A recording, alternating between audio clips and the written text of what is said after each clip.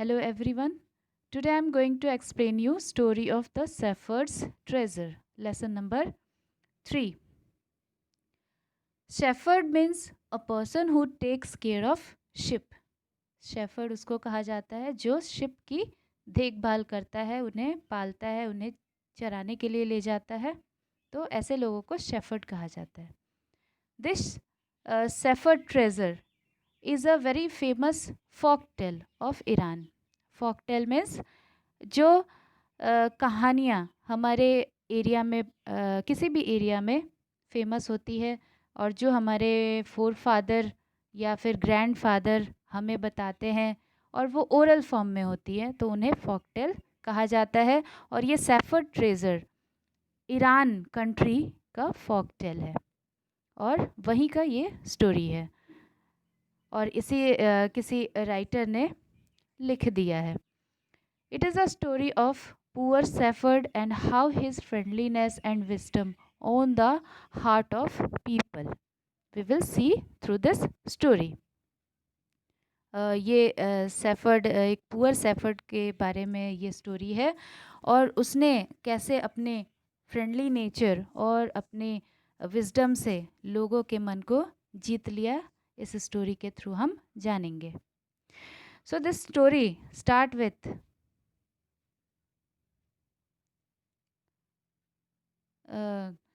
story start in a village of Iran. There lived a poor shepherd, and he was uneducated.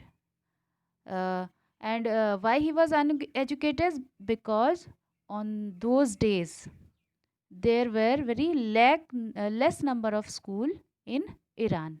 So this shepherd was uneducated, and he was so poor that he was not having his own house. And so he was living in a cave. उसका खुद का वो इतना गरीब था कि उसका खुद का घर नहीं था, वो एक गुफा में रहता था और वो अनएजुकेटेड था क्योंकि उन दिनों ईरान में बहुत कम स्कूल हुआ करते थे. सो दो he was very poor and uneducated, he was very wise. वो पुअर था, अनएजुकेटेड था, लेकिन बहुत ही ज़्यादा बुद्धिमान था. ही understand people's sadness and their problem and help them to face their problems with braveness and common sense. वो लोगों के प्रॉब्लम को समझता था, उनके दुख को समझता था और उस प्रॉब्लम से कैसे निकला जाए ये रास्ता उन लोगों को वो बताता था. So he became very famous among the in that place. He became very famous in that place. His wisdom and friendly nature made him very famous, and people used to visit him for advice. उसका जो friendly nature था और वो बहुत ही wise था, इसीलिए लोग उसके पास आते थे एडवाइस लेने के लिए और ऐसे वो बहुत ज़्यादा फेमस हो गया. King of that country also heard about him and thought to meet him. जो किंग था उस कंट्री का, उसको भी इस शेफर्ड के बारे में पता चलता है और वो उससे मिलने की सोचता है. He wore dress of shepherd and went to the cave of wise shepherd on his mule. सो यहाँ पे एक वर्ड है डिस्गाइज. डिस्गाइज का मतलब होता है कि वो अपना अपीयरेंस चेंज कर दिया. वो किंग था लेकिन वो शेफर्ड का ड्रेस पहन लेता है और फिर इस शेफर्ड जो पुअर शेफर्ड था उससे मिलने के लिए उसके केव पे जाता है, गुफा पे जाता है. ऑन हिज मूल. मूल मतलब क्या होता है? खच्चर, जो घोड़े की तरह दिखता है.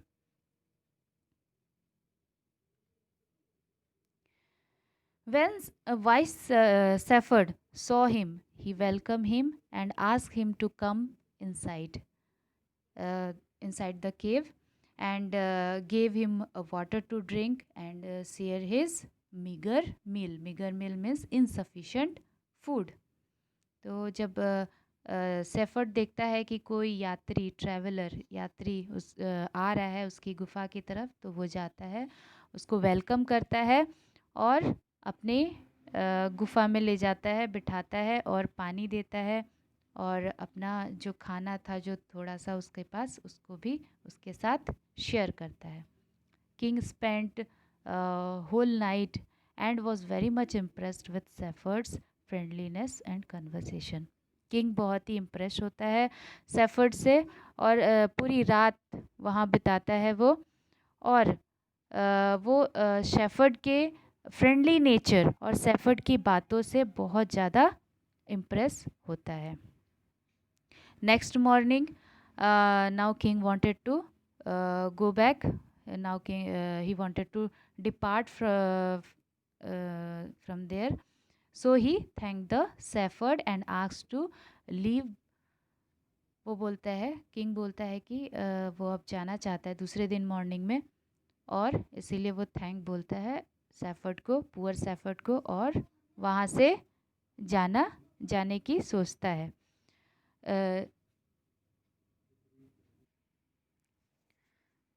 किंग वहाँ से जाने के लिए कहता है, but shepherd looked into his eyes and greeted him by saying your majesty.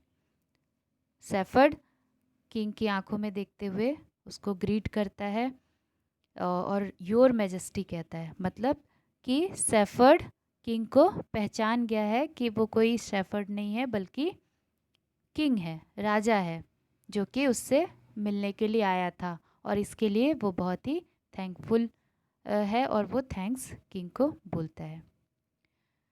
Now king was surprised. King बहुत सरप्राइज हो जाता है, and he was himself, that king was himself very wise man and wanted people like shepherd to work for him. King खुद भी wise man है, और वो चाहता है कि जैसा ये पुअर सेफर्ड जैसे लोग ही, वाइज लोग ही उसके लिए काम करें. So he appointed that poor Safford as a governor of the district. उसको, पुअर सेफर्ड को, एक डिस्ट्रिक्ट का गवर्नर बना देते हैं. जब वो शेफर्ड डिस्ट्रिक्ट का गवर्नर बन जाता है, लेकिन फिर भी वो उतना ही हम्बल रहता है. वो उसको पावर मिल जाती है, डिग्निटी मिल जाती है, लेकिन फिर भी वो हम्बल रहता है. जैसे पहले था वैसे ही रहता है. उसके मन में जरा भी घमंड नहीं होती है इस बात की कि वो अभी गवर्नर बन गया है.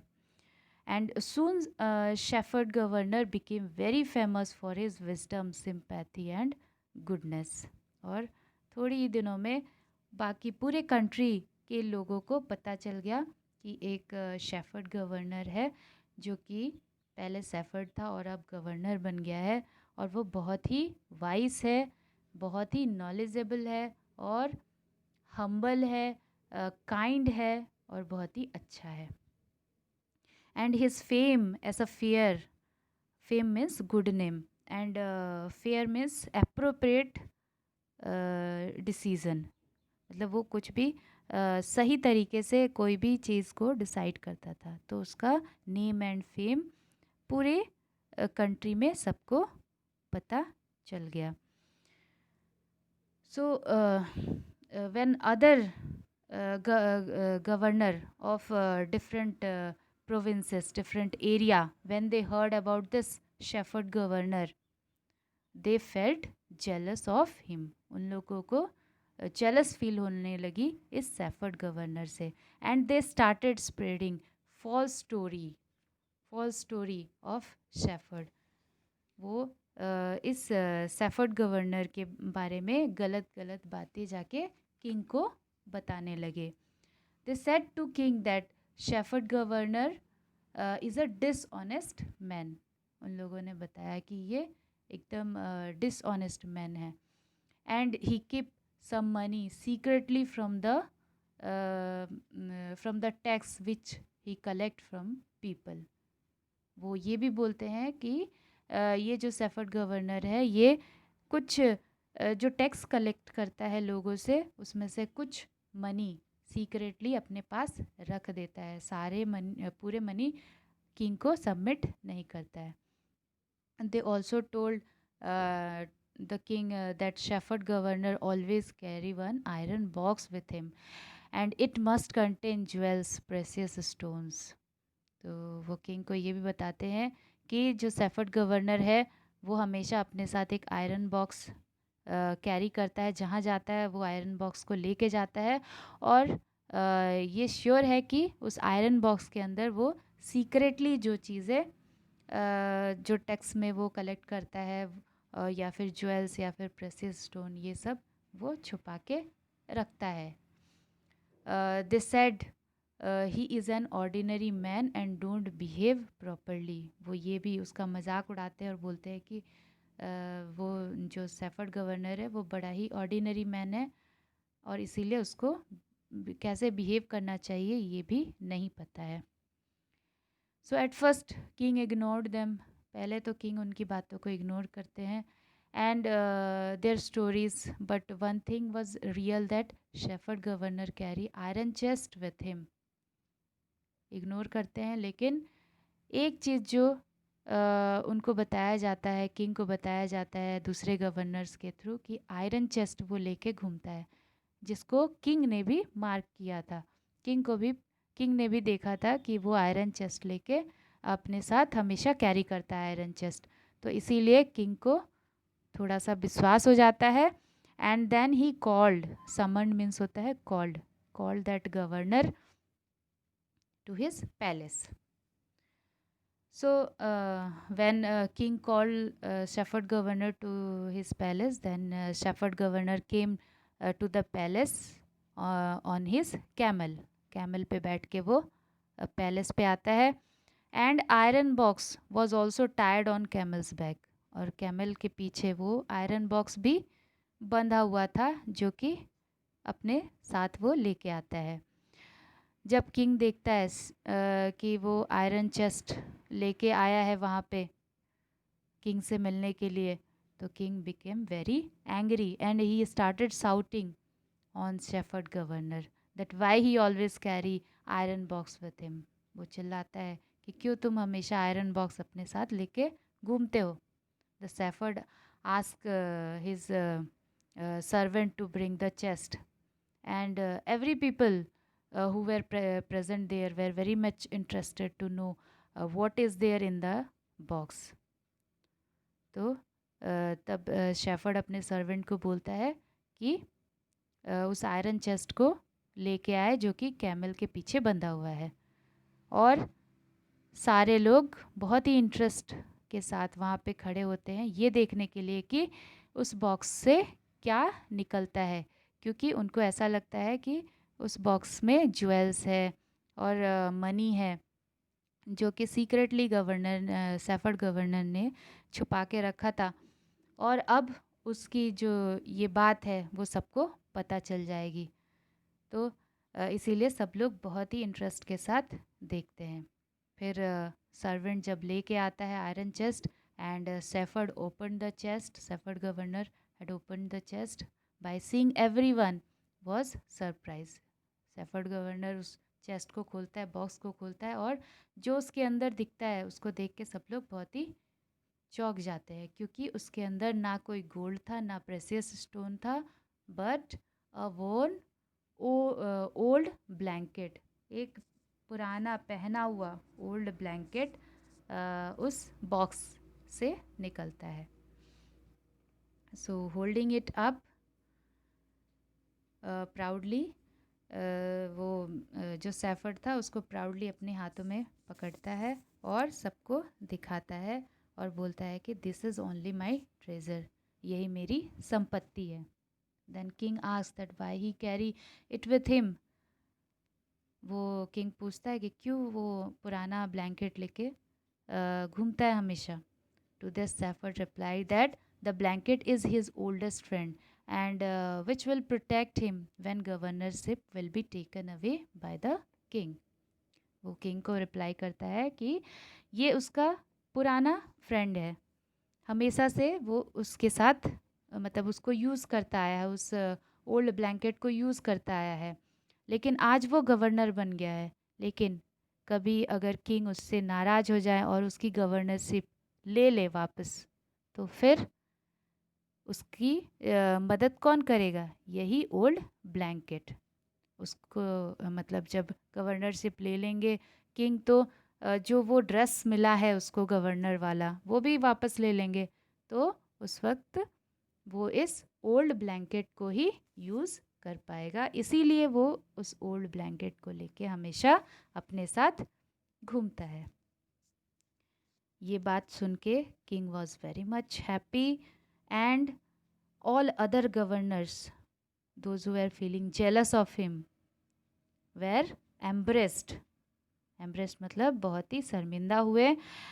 और अब किंग ने इस गवर्नर को, सैफर्ड गवर्नर को एक और भी बड़े डिस्ट्रिक्ट का गवर्नर बना देते हैं, और यहाँ पे स्टोरी ख़त्म होती है। So this story teach us to be polite and humble in every situation. इस स्टोरी से हमने सीखा कि हमें पोलाइट और हम्बल रहना चाहिए हर सिचुएशन में। So I hope you have understood the story. Thank you.